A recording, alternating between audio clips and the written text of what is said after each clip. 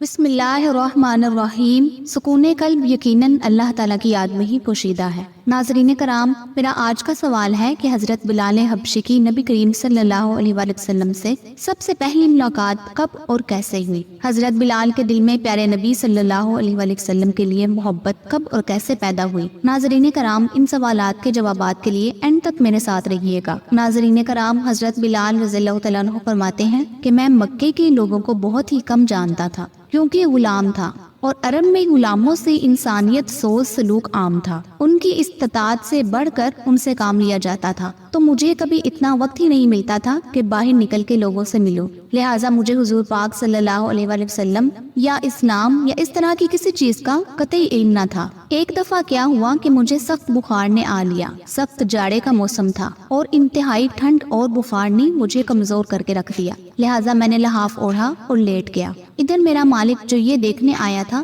کہ میں جو پیس رہا ہوں یا نہیں، وہ مجھے لحاف اوڑھ کے لیٹا دیکھ کے آگ بگولا ہو گیا۔ اس نے لحاف اتارا اور سزا کے طور پہ میری قمیض بھی اتروا دی اور مجھے کھلے صحن میں دروازے کے پاس بٹھا دیا کہ یہاں بیٹھ کے جو پیسوں۔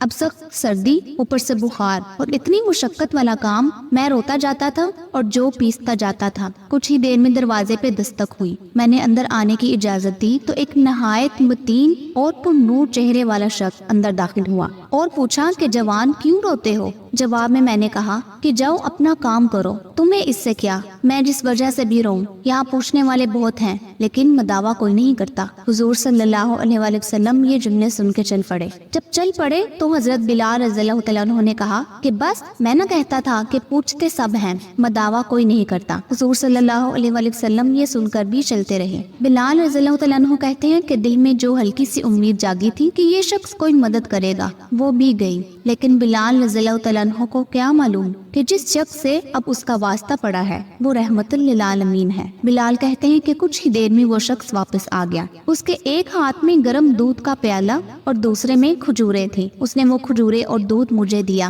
اور کہا کھاؤ پیو اور جا کے سو جاؤ۔ میں نے کہا تو یہ جو کون پیسے گا؟ نہ پیسا تو مالک صبح بہت مارے گا۔ اس نے کہا تم سو جاؤ، یہ پسے ہوئے مجھ سے لے لینا۔ بلال رضی اللہ تعالیٰ عنہ سو گئے اور حضور صلی اللہ علیہ وآلہ وسلم نے ساری رات ایک اجنبی حبشی غلام کے لیے چکی پیسی۔ صبح بلال رضی اللہ تعالیٰ عنہ کو پسے ہوئے جو دیے اور چلے گئے۔ دوسری رات پھر ایسا ہی ہوا، دودھ اور دوا بلال رضی اللہ تعالیٰ عنہ کو دی اور ساری رات چکی پیسی۔ ایسا 3 دن مسلسل کرتے رہے جب تک کہ بلال رضی اللہ تعالیٰ عنہ ٹھیک نہ ہو گئے۔ یہ تھا وہ واقعہ کہ جس کی وجہ سے اس لافانی عشق نے جنم لیا کہ آج بھی بلال رضی اللہ تعالیٰ عنہ کو صحابی رسول بعد میں اور عاشق رسول پہلے کہا جاتا ہے۔